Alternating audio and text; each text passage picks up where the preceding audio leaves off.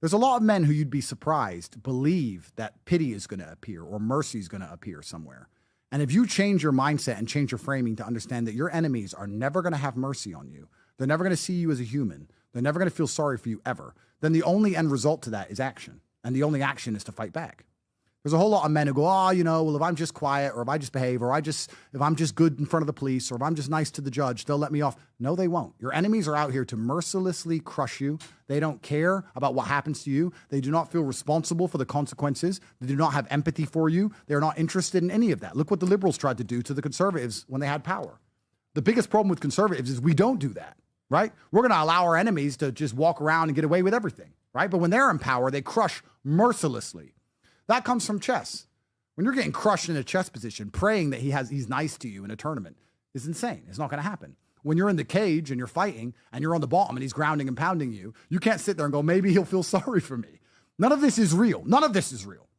So when I look at the UK, I look how insane it is. I look how they're trying to destroy my life. I look at how they're wrecking the country. I look at how everything's a complete mess. I don't sit there and expect these people to one day wake up empathetic. I don't expect them to one day wake up and get a brain or wake up one day and realize what they're doing wrong. I see them as violent oppressors who have no intention to do anything other than instill full communism amongst the entire population. So there's only one choice. You either let them do it or you fight back. What are you going to do? You either let them get away with it or you resist them.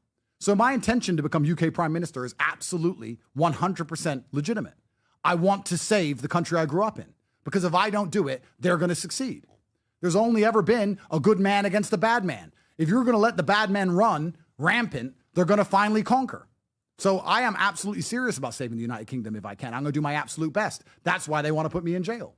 They know I'm a threat to them politically. They know that. That's why they want to lock me up for my tweets. What do you think happened to UK?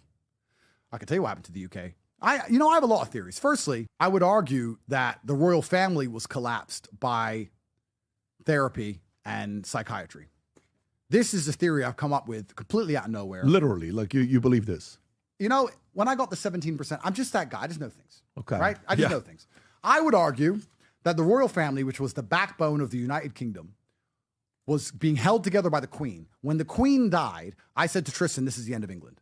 Because the Queen was the last respectable member of the royal family. I like Kate and Will. I like them.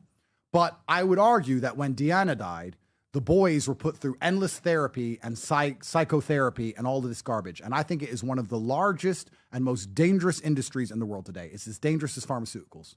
Making full-grown men sit down and cry and talk about how hard their life is the worst thing you can do with full-grown men. I really would argue. I would argue it's not a real science. I would argue it's subjective garbage. And I would argue there's nothing that will destroy your mind faster than therapy.